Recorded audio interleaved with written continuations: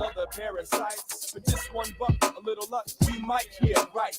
I suggest you go home and check your Fahrenheit. You ain't gonna get rich. You stuck here just like me.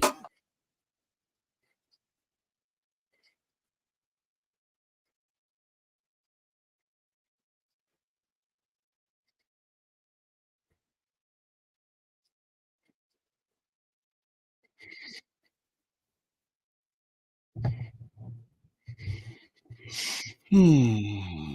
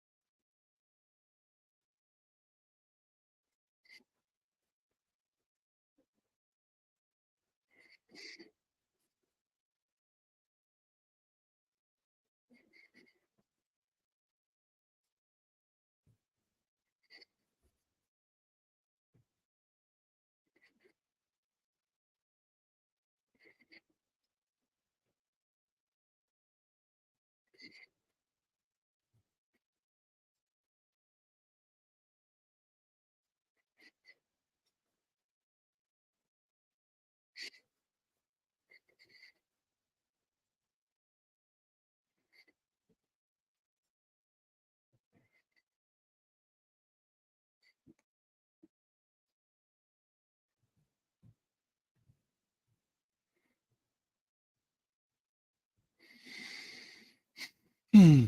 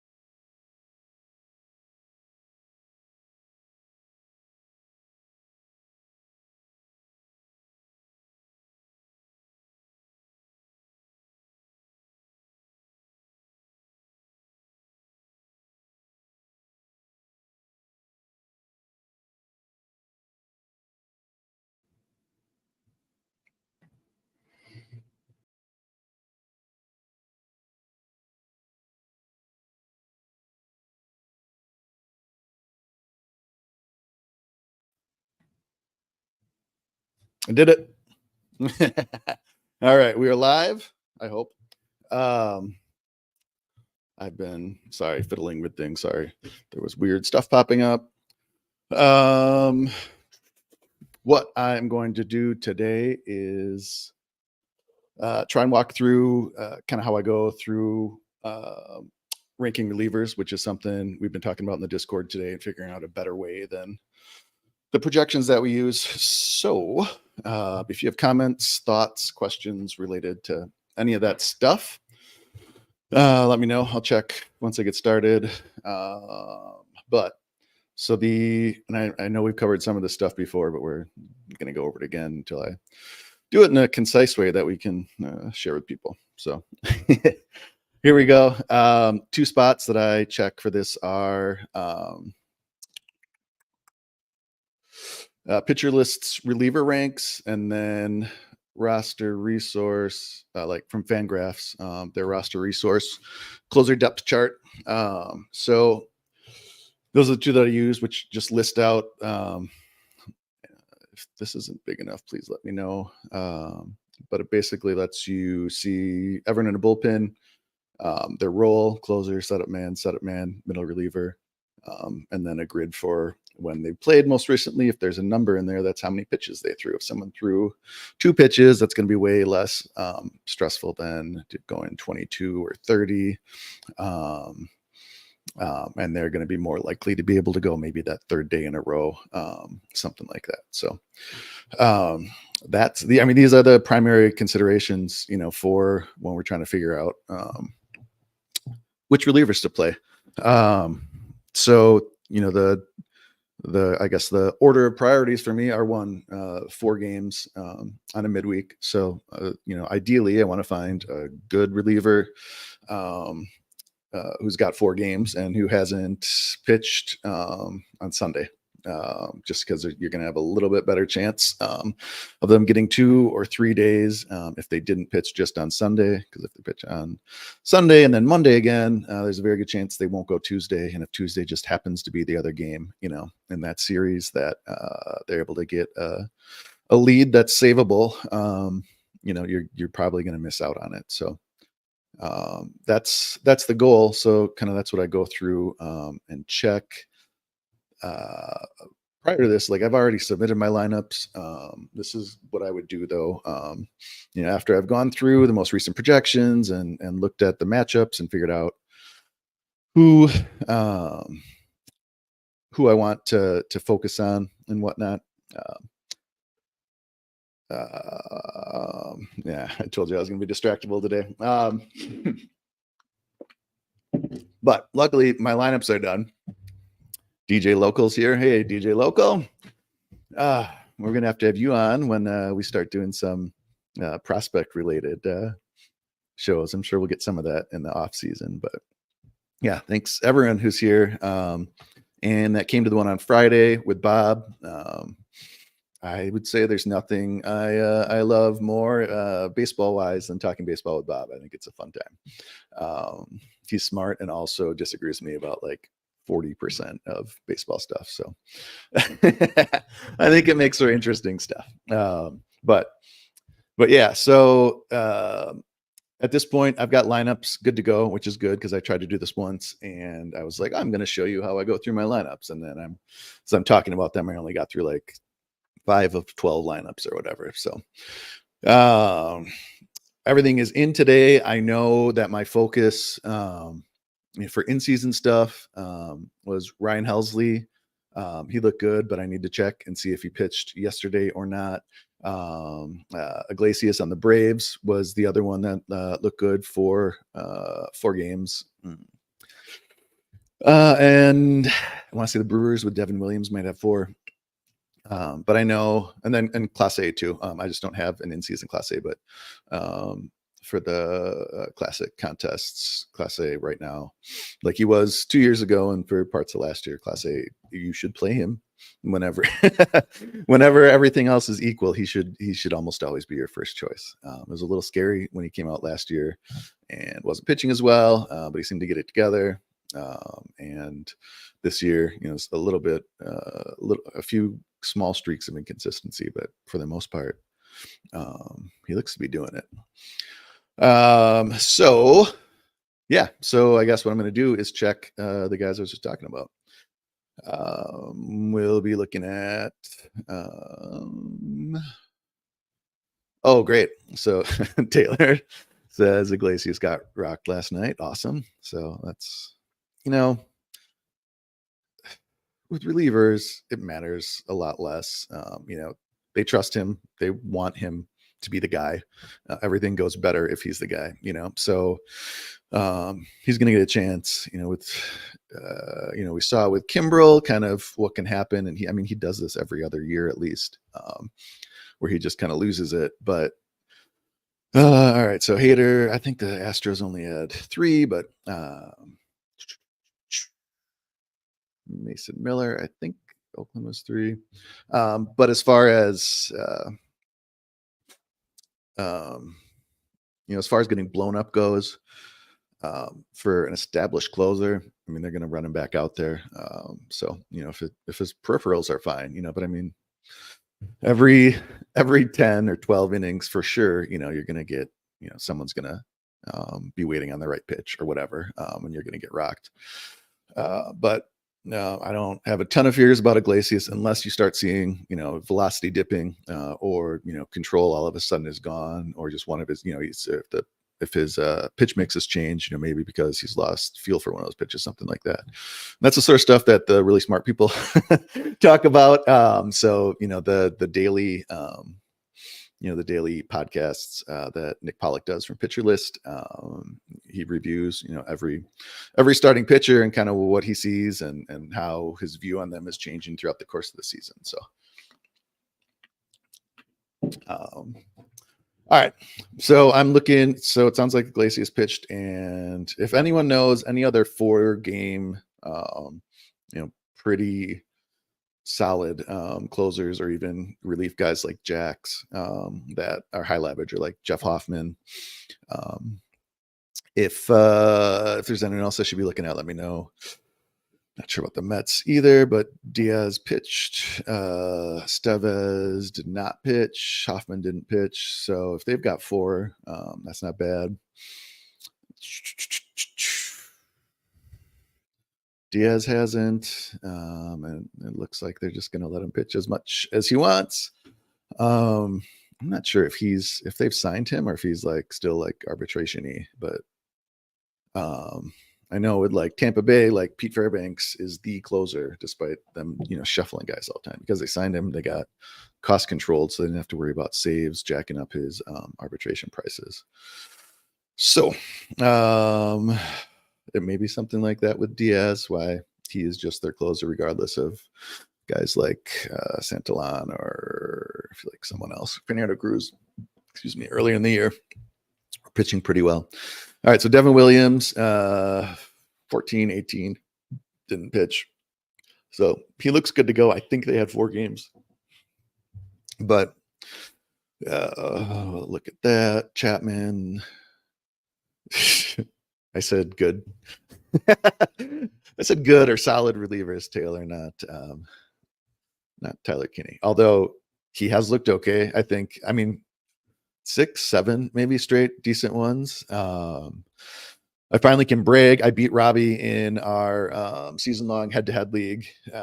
He dominated most of the regular season, but I kind of pulled everything together and figured out the roster by the end. And much of it was just have as many relievers as possible and a couple pretty good starting pitchers, and kind of compete mostly on ratios and saves. It's because they do quality starts instead of wins, and those are a little bit tougher to come by. But yeah, so I picked up Tyler Kinley and played him, got a clean save out of him, and then cut him, or at least benched him for the rest of the the rest of the matchup, which was good because Robbie, he ended up pretty close. He was a 2.9 ERA and a 1.05 whip or something like that. He put up a good week. But yeah, so I'm going on to the final. Yeah. Taylor likes Strom this game week. Yeah, that's Strom, Hoffman, Estevez. I like all of them at this point. I think I said before, Ryan Helsley is one that I think I'd prioritize because I have his in-season cards. Actually, I think I got a second one to run it in both the chase and the And Champ, in part because I also was using Sonny Gray in one of those. And sometimes it's kind of nice to, have that matched up. There's maybe a little bit better chance of both of them hitting. Justin Martinez. I know something that's come up in the Discord that we were talking about was like, projections for relievers are messy, and they're terrible. And so like Devin Williams is, projecting for less than probably Justin Martinez. But for sure, yeah, just like weird guys. So yeah, but there's like other guys in the Brewers bullpen who are coming up in projections before Williams, and I think that's because they had bigger roles before. Projections aren't really able to take that into account. They're just, I think, probably doing a regression or something like that to average out like, hey, this is what we think he should do going forward based on rolling whatever's time and leverage and how well he did. So I think that probably needs to shake out and whatever. But at this point, I feel like we tend to know who the relievers we trust are, and start to see some that kind of were good prospects to become closers. I liked Vodnik. I didn't like Kinley as much and didn't draft him as much like when I did my DCs, but I don't have many of his cards. But yeah, I mean, reliever is the easiest one to just like a guy go from being almost unusable to someone who's got a huge role, especially Rockies pitchers that go to different teams like Estevez. But yeah, I've always had hope for Justin Lawrence. Who knows? But I think he'd do better anywhere else. All right, so that was nice. Taylor's got eyes on Halverson. Is Halverson a Rocky, Taylor? I'm assuming. But Kopech just pitched on Sunday, so he probably won't be going. Suarez was another one. Nice. Yeah, like I was saying before with DJ Local, like I'm not great with prospects, and mostly it's just like if I'm looking at imaginary baseball cards or whatever, or these specific imaginary baseball cards, I'll kind of dig into like who I might need to know about, guys that are likely to come up this year. And then the same thing when I started prepping for the DCs was figuring out who the guys in a bullpen who if they're given a shot might earn a long-term leverage role. So Robert Stevenson was one last year who unfortunately, got hurt, but he was killing it with the Rays the year before. And Angels signed him. It would have been a great spot. Yep. Yeah. Like Hagel said, you can get relief pitchers so cheap, even after they're established. I totally agree. This is one of those things where I just start buying up guys when they're under $1. So like Liam Hendricks, I've been buying. Jeremiah Estrada might be one that I'd start buying, at least a few copies of, in his current role. He's nice. In his current role, he's not going to have a ton of value. I think Adam and Scott for sure are going to be getting a lot more leverage spots. They're more likely to be pitching the 7th and the 8th in a lot of games that Estrada might not be, but he's always kind of looked like someone who had the tools, at least, one very, very good pitch, and just kind of needing to figure out second. And if they need a third, is typically what happens with guys like those. But yeah, in terms of putting together I want to do a kind of a look back show of like what I did going into last season and what worked and what didn't. So the guys, that I bought 10 copies of their limited for $1, which of them, I sold too early because I was like, yeah, nah. And I think Estrada was one where, yeah, I really liked him, but like, he got moved. It wasn't happening with the Cubs. And it was starting to look like the Padres bullpen was going to get pretty crowded as well. And it did get even more crowded, but I think he's done well enough at this point that he's going to have a good role. But I mean, their bullpen is pretty solid, especially coming as a Twins fan where it's less solid after the top couple, especially with injuries and all of that. Although hopefully Louis Varland will do great in the bullpen like he did last year. I'm not sure if I learned anything here. I don't think I was planning to play Suarez. I can go look. I think I'm signed in here with SoRare to see who I was playing. MLB one. All right. I have not done any sort of other research that I would normally do today too. I'm not sure if I'll get there before lock, which I think is maybe 4:40. Got a couple hours, but who knows what else I'm going to need to do this afternoon. But let's see who I'm planning to play. Share this one.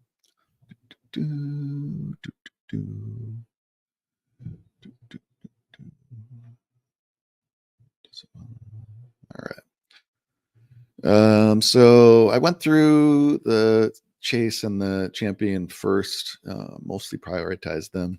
I'm doing my best. So let's see. We've got so I put Helsley in. Based on what I saw, it looked like Helsley was fine. If I'm a little scattered today. But my DJ Loco is saying I got Yates cheap last year. He became closer. Yeah, and that's something I'll be putting something together. I don't know if that one is as urgent, but so maybe after the playoffs. But that's the type of off-season content that we're going to looking at starting to do. I think something for kind of the Discord only, because we kind of want to provide as much value for that, especially through the off season. I know I've mentioned this before, but I don't think we're going to be doing NBA projections with the changes to the API. What we used last year for NBA in the app isn't going to work at all. So it'd have to be written from scratch. We might be able to do that kind of quickly, but that's something that I got to check in with Captain No Sweat about, kind of what he's got on his plate and what I can help with without making things worse and and causing even more work for him. So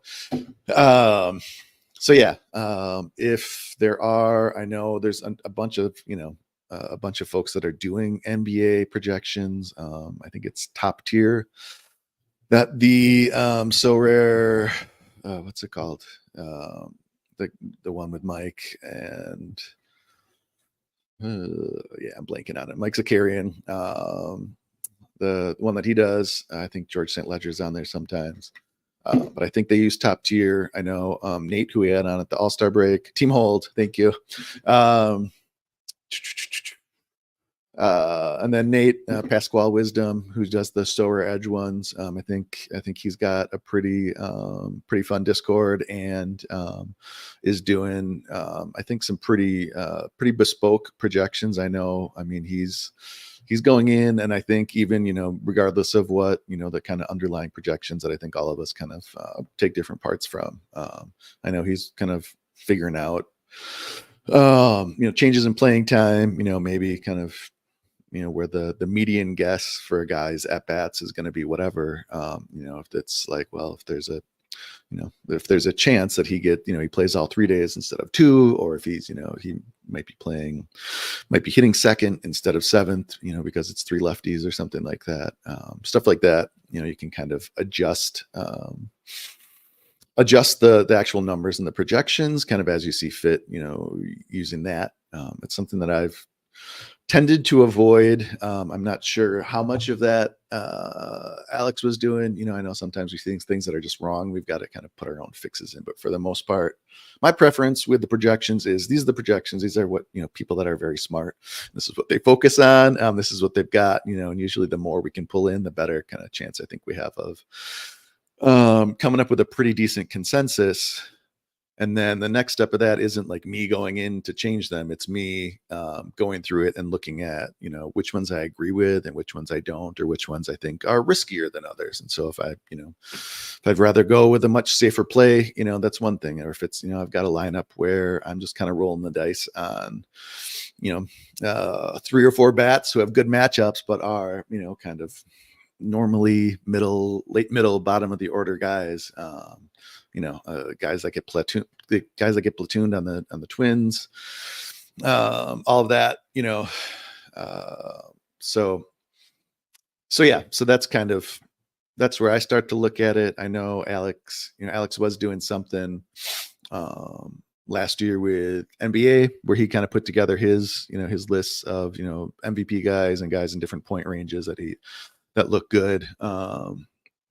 The difficult thing about that is, it's so much of kind of being able to play, as I guess to play at the highest level, to like be able to have the most information you need to kind of be locked into right before lock. Whereas it's less necessary here. We can kind of figure out most of this stuff in terms of weather and who might or might not be playing and all of that. And, that comes in throughout the day. So you don't necessarily need to be like available from 4 to 5 or whatever, which I know for me is likely going to be problematic. Just because I've got a kid in elementary school and there's always something different at different times. So so that's my story. So again, I'm going to see what we can do. If people do subscribe to those other services, I don't see why we couldn't work with them to just import their data into the app, or I don't know, license the app to them so that they can use it. Like I said before, I think as an initial step, we might need to kind of like rewrite the app, the code for NBA, since the API has changed since last year. I know I've said this before, but I think that's in service of getting all the sports, language and architecture and all of that, and syntax on the same page. So I think that should be good and make things easier in the future, but right now it's very difficult. So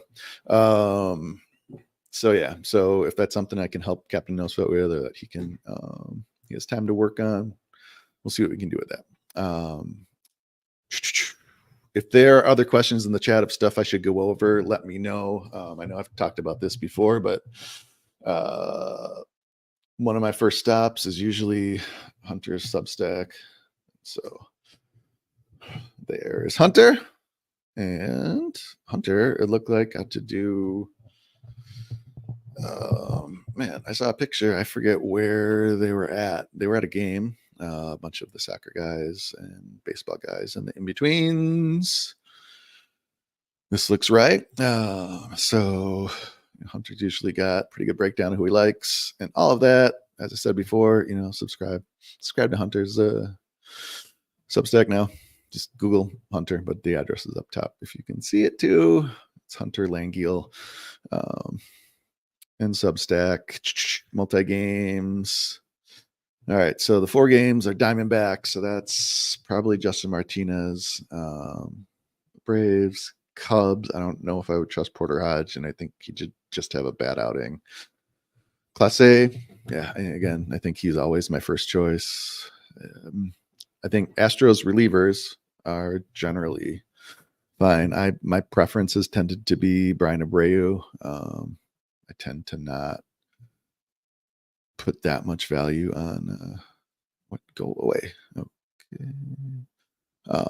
Not that much value on a closer versus a high leverage setup man that is typically used, in the same situations a closer would get used just earlier in the game. Was I looking for something? Seriously, you guys got to keep me on task. D Money is here. Thanks for joining us. Maybe where'd you go? They are. Got it. D Money, sorry, I saw you'd messaged me about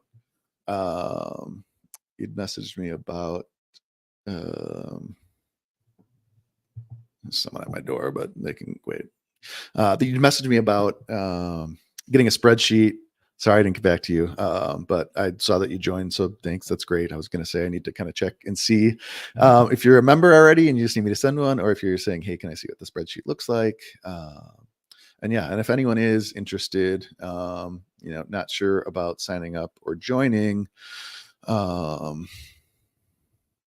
it is. Join the Patreon there. $5 a month just to get a spreadsheet of the projections. They usually come out. We for sure have one the day before lock and the morning of lock. Sometimes some changes to deal with, one underlying projection system messing something up, getting games wrong. There are more than I'd like to admit times where I do something entirely wrong with uploading things or copying things into various spreadsheets or different spots and getting us to the final projection. And I definitely have pasted pictures into the hitters tab and things like that, but we usually figure it out. I usually put notes on the post so that you can see hey, here's why there's a second one today. I switch the tabs up or whatever. But if you're watching this, you're not in the Discord, but you do get the spreadsheets. I know there's at least 5 or 10 folks that are. Feel free to message me. Just send me a friend request if you can't get it through. And happy to answer questions if there's anything that is confusing for you.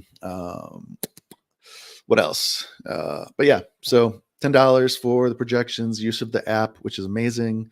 Thank you again to Captain No Sweat. And access to the Discord, which I think a lot of people say is one of the best parts of this, even aside from the projections, that it's a really nice community.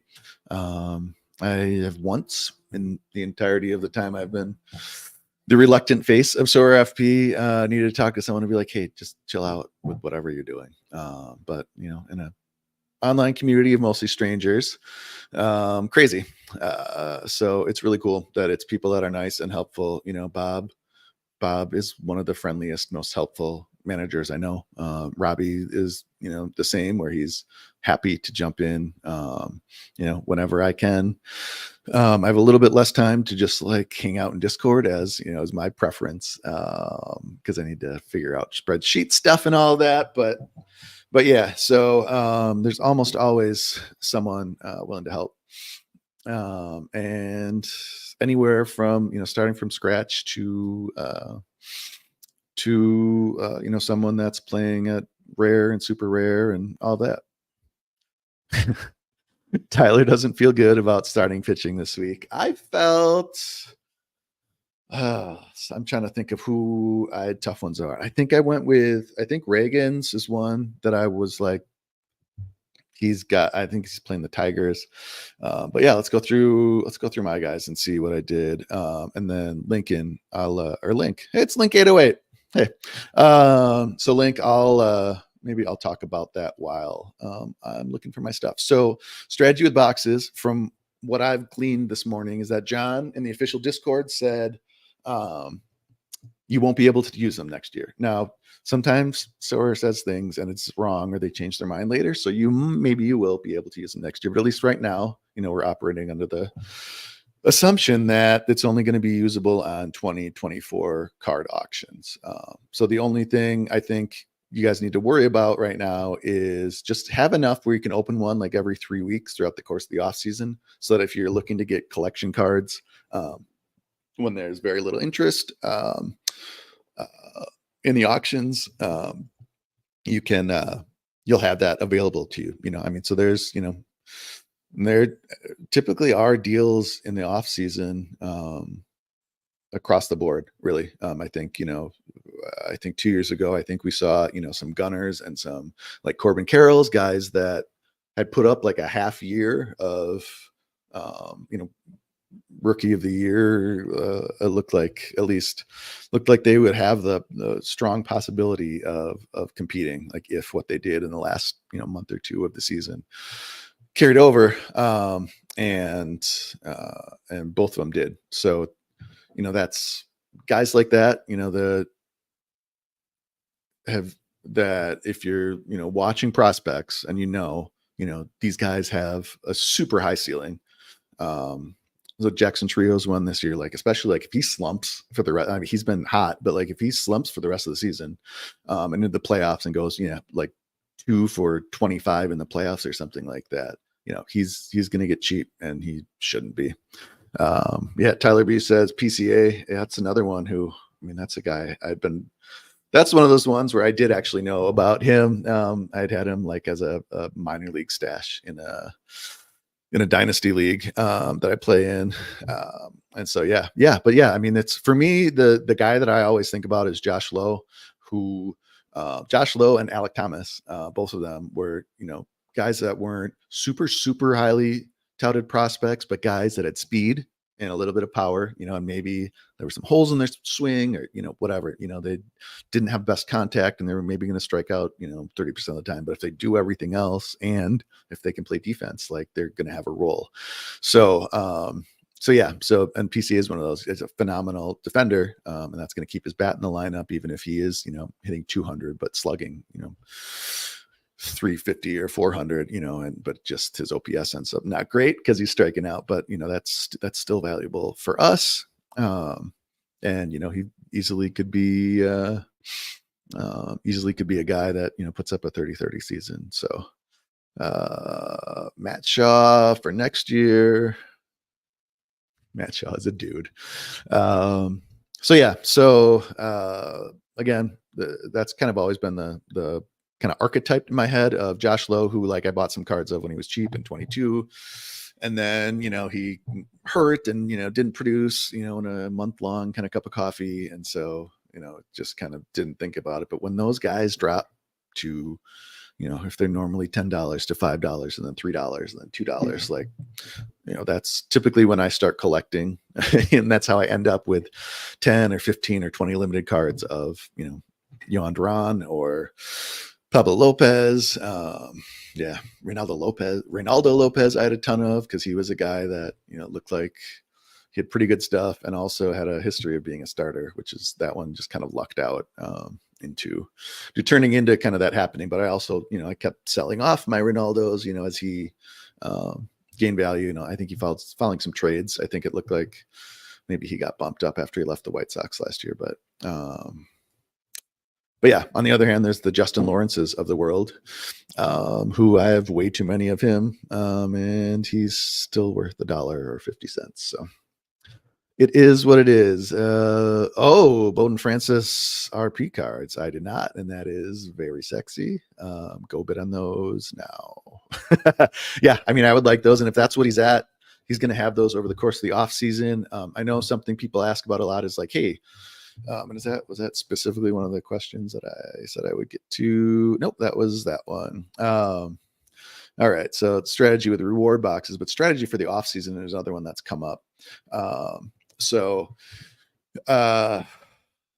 For guys in the playoffs, this is different, but and especially guys that look like they're I have a high chance of progressing in the playoffs.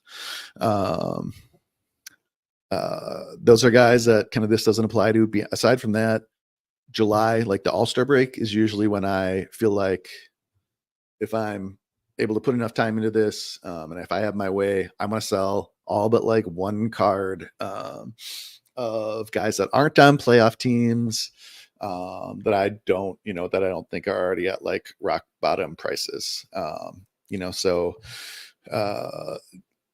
And I look at that timeline because that's typically when after that, soccer folks are looking at soccer, and then the NBA is going to be coming up. And so people are getting rid of those cards, the cards that they don't want. And that I think prices probably bottom for a lot of them August, September. And that may continue throughout the course of the off season, but it just kind of depends. The off season market activity depends on how many people are doing it, because you just don't end up with a lot of listings. I don't know if anyone remembers this, but listings used to be, I think, a max of like 48 hours, maybe 3 days. And so if you wanted to keep your listings up, it was doing it three times a week, which made it even harder. I think that's one of those kind of small things that SoRare was using to kind of keep prices from crashing. I think they do know enough about those little things to be able to figure out like this will help with price support, and I think they've got a lot of levers with that. So I think that's so I think that's something that a million striders. Say Eagle. I sold my rare, and I think I have 2 limiteds now. I'm not really sure, but yeah, I mean, he's someone where if a Spencer Strider RP is $50 this off season, I'd buy him. Like, guys usually come back pretty good after Tommy John. There's like a Tommy John honeymoon.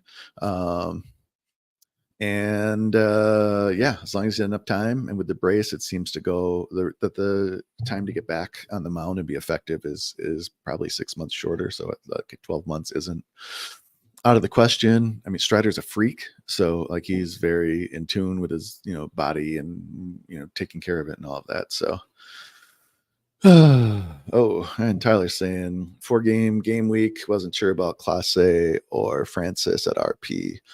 Yeah, I don't know if you're here before, Tyler, but as I was saying, like Clase, I would just, if he hasn't pitched for sure 2 days immediately before the 4-day, and I mean, honestly, if he pitched one with Clase, I might let it go, because worst case scenario, he pitches Monday and Tuesday, because I could see them going 3 days in a row. But then you get 2, and I think we'd all be happy with 2 saves, even if he doesn't pitch the next 2 days. But also they very well could give him, Wednesday off and pitch him Thursday. So, yeah, I was a little worried, and that's why actually Clase was another one that kind of, as I was taking notes on, like, all right, if I go back over stuff that I was kind of collecting over the off season and take a look what happened with it. That's one where I had been buying, like I scaled in as his prices came down. He'd probably been $20 last season, then 15, 10. I don't know if he got under 5, but like between $5 and $10, you could pick him up. So I think I sold some for a small profit, in part because I realized, like, well, I don't know how much it was the front office pushing for Clase to pitch as much as they pitched him, or if it was Francona, who's going to be gone, and who knows if it's going to do the same thing or not.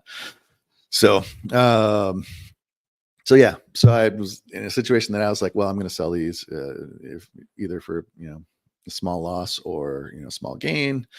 And, maybe save a couple for if they go up. I'm sure I sold more. We can look at that later, but all right. We're calling this live before lock, and I should probably try and do the things that we should do before a lock. Weather, we've got Baltimore Wednesday and Thursday. Hunter says not much to worry about. Wednesday and Thursday, PM showers. Yeah, I don't know.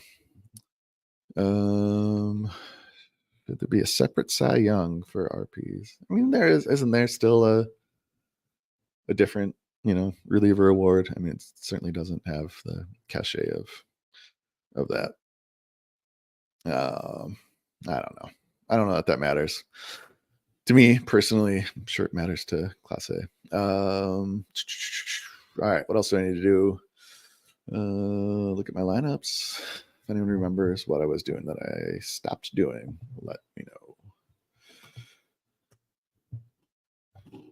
It's alone. Dun, dun, dun. All right, we got We got 3 hours. Is that right? I thought it was later. Oh, I bet it's 4 o'clock my time, not 4. I thought it was 4 Eastern. Well, we're going to be okay. All right. If there's anything right now you are like, I'm just dying to ask a question about or something to go over, or if you weren't here for kind of how I look at the relievers and how to figure that out. But yeah, kind of what initially prompted this was questions about reliever projections and Devin Williams is lower than who's I think McGill. I think Hudson just got sent down. McGill, maybe Piamps. Yeah, so should we follow the projections? And no, like you should start Devin Williams. Everything else being equal, he's a very good reliever. I mean, Duran and Jax is one where I could go either way. If I don't feel like the lineup can survive like a blow up from him, I'd probably do Jack. I feel like Jax is a safer play right now than Duran. But dun, dun, dun. All right. So Eagles saying teams are going to start. Yep. There's going to be people missing time. Maybe more likely this weekend or next week. I totally agree. That's going to be one of the biggest things is figuring out, where there's a risk of that stuff and kind of how to figure it out, and it's to some degree, it's going to be rolling the dice and just making a guess, but it is what it is. But yeah, we're just not going to know, if the teams that have clinched or that, already know kind of where they're going to end up, are likely going to give some guys more days off than usual. How did it sound on 2x speed? I can't tell. I can never tell if I'm talking too fast, too slow, too quiet, too loud. But what else do we got? Boosting Corbin or Cattell? I think I would go Corbin just because he's been hot, and Cattell coming back from injury. I haven't really seen him since he's been back. I think he's had at least one. Excuse me. At least one good game since he came back, but he could easily pull something again or have more discomfort and sit. So I'd feel a little bit better about Carroll. Jordan against the righties. I don't even recall who the Astros were playing. Where did I play Jordan?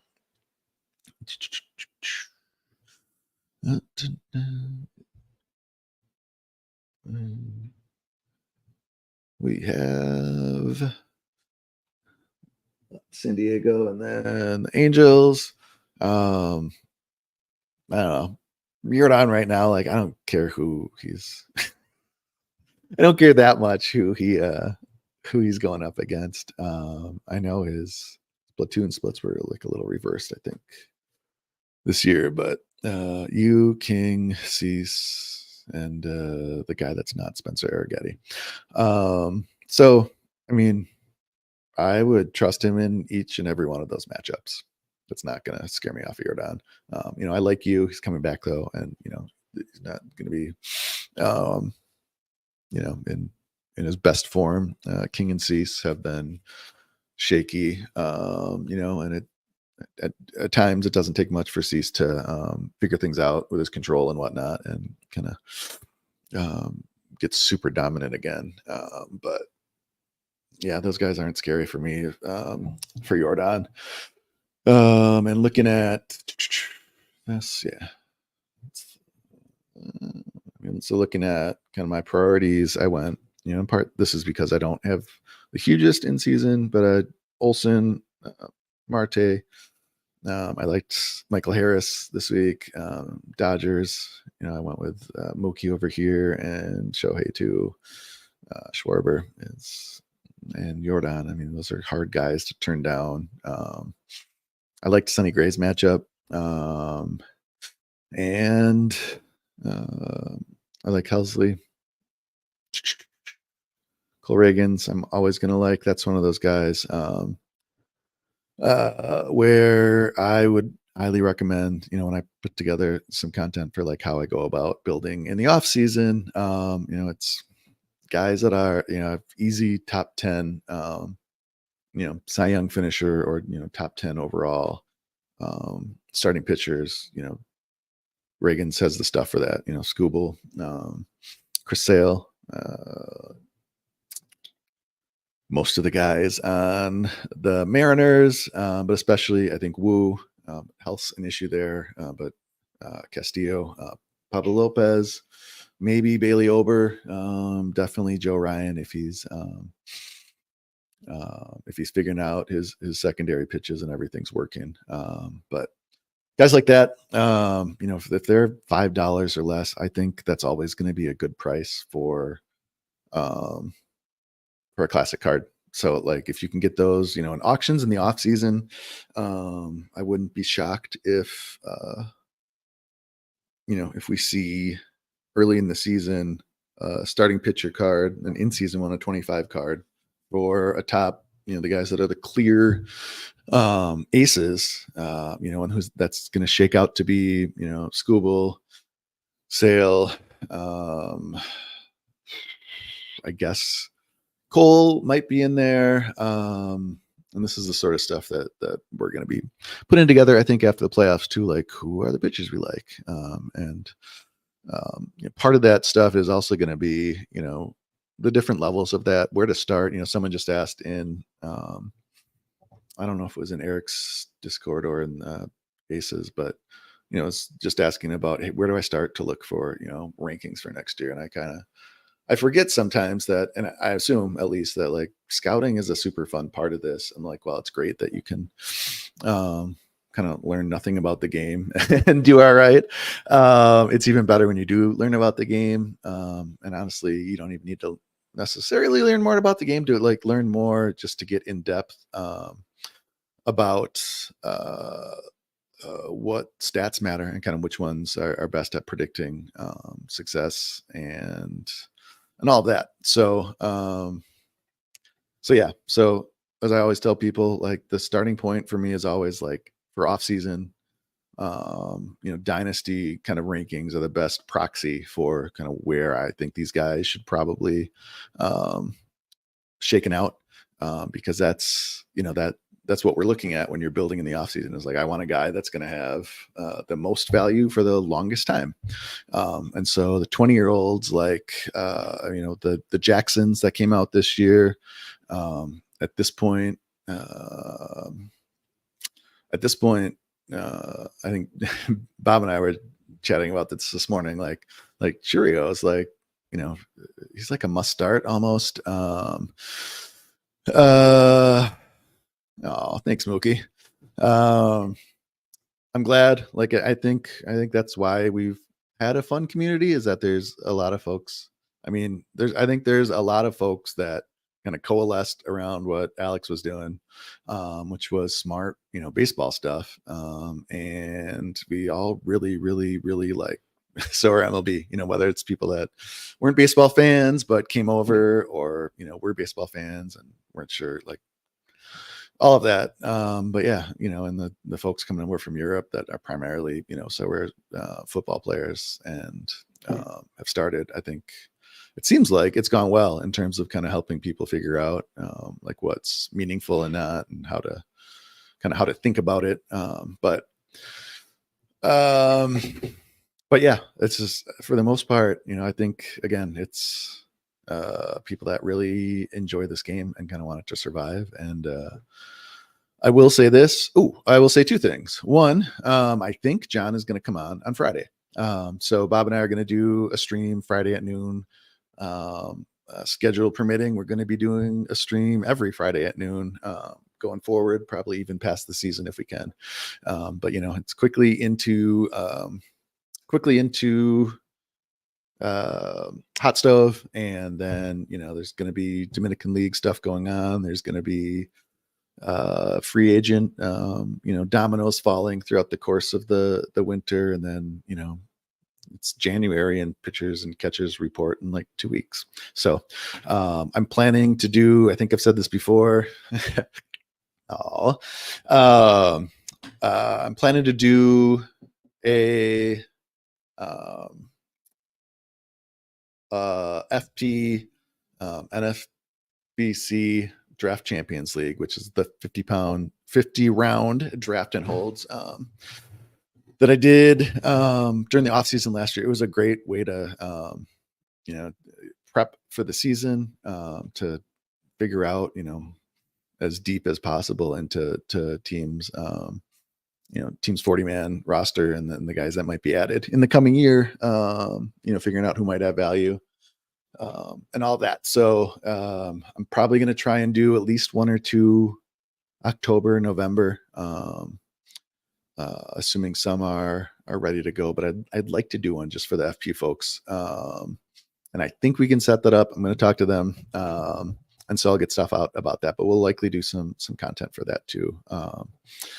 And what else? But yeah, so I mean that we'll have stuff like that over the off season, and then I'm going to try and bring some other managers on.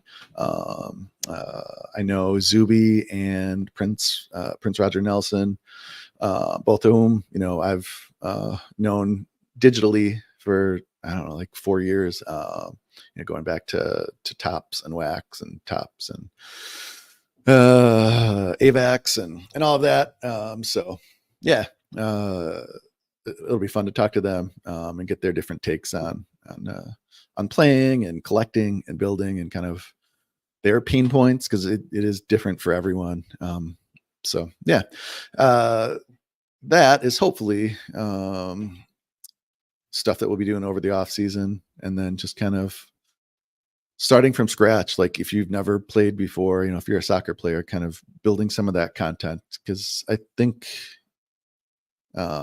we know kind of how to look at it and how to explain it in a way that kind of makes sense. I mean, that's what, Mookie and others that have told us, is that, we can kind of help direct people in the right direction and kind of show them how to, once you get to this spot, here's another thing you can do, or other things to take into consideration, ways to deepen kind of the prospecting, because it is something fun to be able to buy a card for $1, $5, $10, and down the road sell it for 20 or 50 or 100. So so we'll both be talking about that, like starting from scratch, and also kind of at the kind of higher levels of like when I'm if I'm looking to add to my gallery. I mean, right now I've sold off, I didn't have a ton of Corbin Carrolls left, but I sold down to one for Corbin Carroll, when he had the first half of the season being terrible. So I figured I can buy back in, off season, whenever. I'm glad that he's come back alive, and the second half has kind of bumped him back up to, I'm guessing around $50 at least for limiteds. But yeah, happy about, I'm happy to kind of go over stuff like that. And, when I think about just kind of selling off, even taking losses on cards, which is typically just, if a card is worth $20 or $10 or $1, regardless of what I paid for it, if it's someone that I can get better use out of that money, if I can take the $10 and buy, 10 Robert Stevensons in the off season, and because I know that he's David Bednar's one right now. I think I talked about this on the last one. David Bednar's one where if he's $1, you should buy a couple of them. Like there's such a high likelihood that he's going to be the Pirates closer for all of next year. That, there's no reason not to do that. So at least that's how I feel. But guys like that. And so all the different cross positions, all of that, kind of the things that we look at, we'll be putting together, initial kind of 2025 projections. The better ones don't tend to start coming out, I think, until probably February. But I'll have to look and see kind of when those things came out last year. But at the very least, we're going to have average draft position data from those NFBC drafts, and can get an idea of at least how people, relatively speaking, are valuing guys. And there's obviously differences between kind of roto scoring and a more points-based system like SoRare, but it's also it shows you kind of who there's interest in, who people are apparently predicting to take the next step, all of that, how much people are willing to kind of go to make sure that they're getting a guy, all of that. So yeah. Is there anything else I said I would do or question I didn't answer that I should have? Let's see.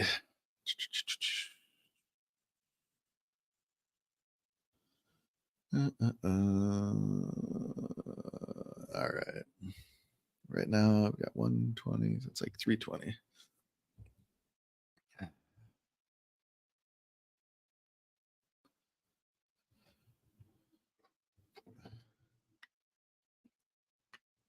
All right, y'all. Yeah, I'll give it a minute if you guys have any other questions. And if I don't think of anything else that I want to talk about, I guess I can ramble on. Was there something else I came on to talk about, though? Again, I apologize. Yeah, been very scattered of late, but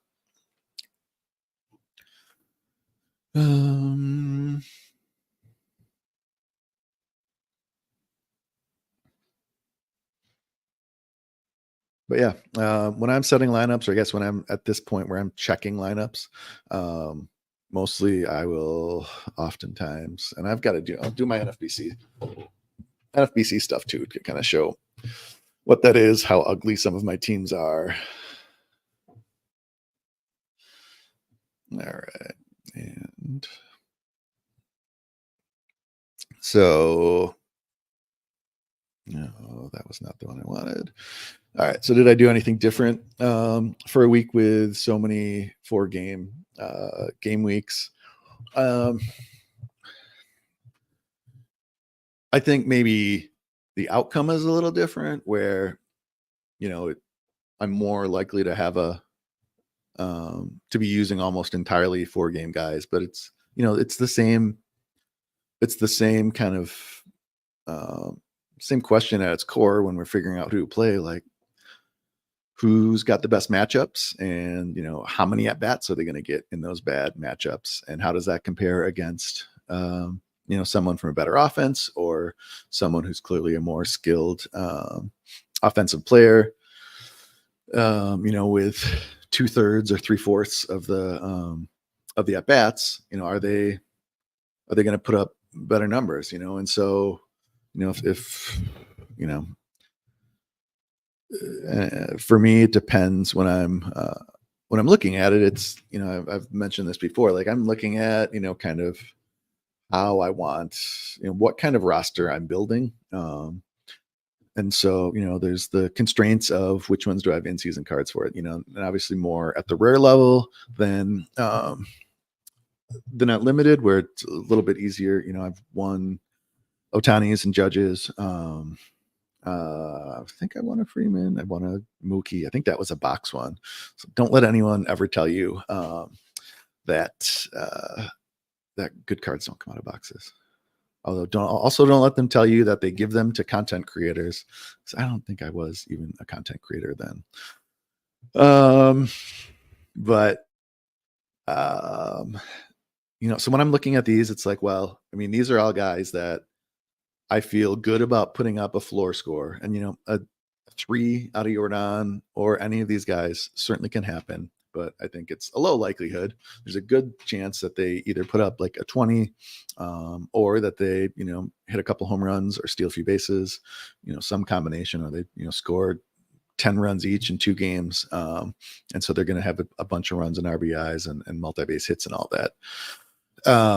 So, they're solid. There's times when, I don't feel good about the matchups. Maybe it's, these same guys, but they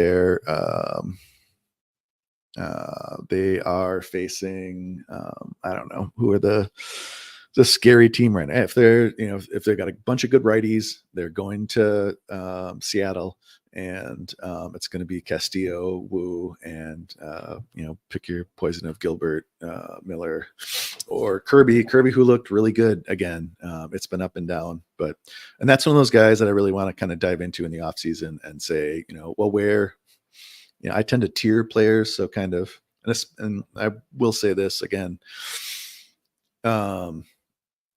you want to tier off players when you're looking at getting values in the off season, because you can't just look at, say, like, well, I think Joe Ryan's going to have a big year next year, which is something that I will think every year that he's on the Twins. But like, if other people are feeling that way, or there's just not a lot of, in particular, I think before the 23 season, I was looking for rares. And so his price never just came down. And so it's like you were going to pay $40 or $50 dollars at the lowest to pick him up. I'm not sure how much prices for starting pitchers is going to kind of shift. But I feel like over the course of the past season, it looked like a rare starting pitcher, like a top quality starting pitcher, not the guys that are, not the Striders and the, going to this year, I think the guys that were expected to be easy Cy Young candidates, Glasnow, Cole, before he was getting hurt, guys like that. Who else were the big ones? I mean, Skeens probably. But yeah, other than those guys that are like crazy rated high, or priced high, at least, I always say that I would rather have, 4 or 5 or 6, of the guys in the next tier below, because in a good matchup, they're, most of the time going to do great. If you can't play them, when they're going through a rough patch, you can't play them. But like Blake Snell, like you can kind of tell when he's on or not, right? Hopefully we'll get there with Robbie Ray. He's had some up and down performances, but he's another guy that, he's won a Cy Young. He has control issues sometimes, but like if he's pitching well, same with Cease, like if he's pitching like up to his ability, which we've seen him do, those are guys that if you can get them for $20 because they're out of favor, it's phenomenal. So that kind of was quite a tangent away from anything doing anything different for a 4-game week. But again, just juggling 4 games versus not. This was one where there's so many, so it's not. There's less difficult choices of, well, should I go with, another quality player? If the Dodgers didn't have 4, we'd be looking at 3 games of Ohtani versus 4 games of Harris, let's say. I think Jordan, I take 4 games over 3 games of Ohtani. Harris, though, probably not.